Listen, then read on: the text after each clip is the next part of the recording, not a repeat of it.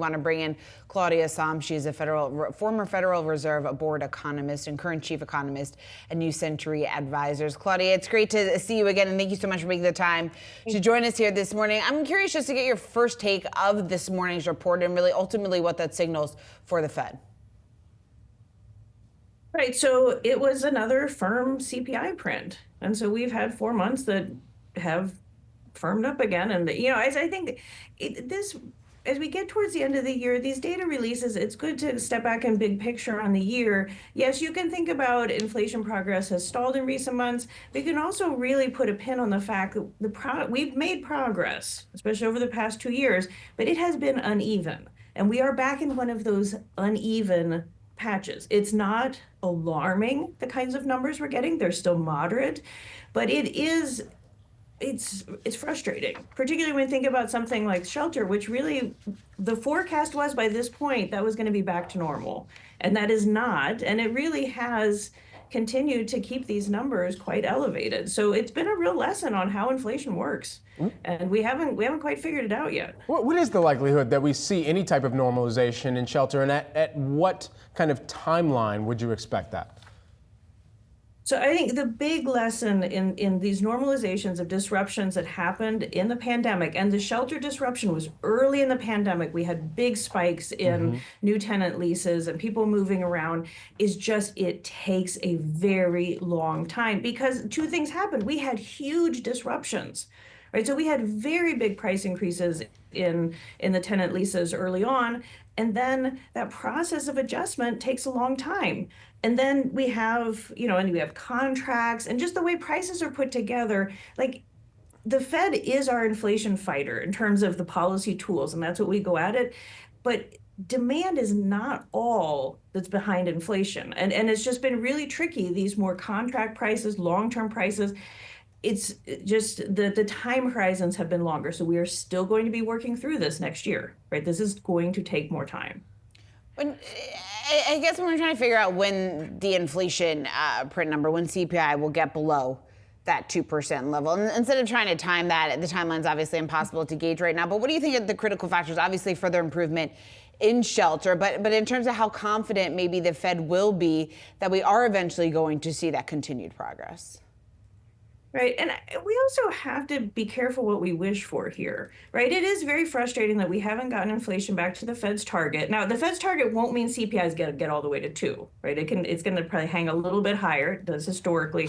But we can get back to 2 pretty fast, but that's a collapse in demand. That's a very aggressive Fed. That's a recession.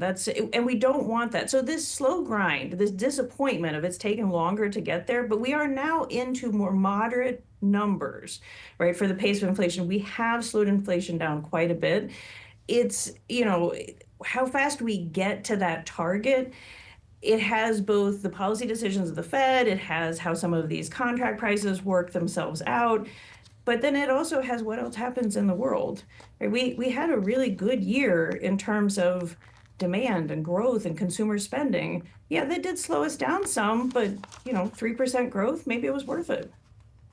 Claudia, if we see tariffs get implemented next year, does that absolutely torpedo the Fed's 2% target? And do we see an adjustment off of the back of that? It would. Increases in prices that show up temporarily, as tariffs would often temporarily in inflation, so the increase in price, I mean, it would push out probably when we see the Fed's preferred inflation measures get to 2%, just, because it takes time, the arithmetic works out.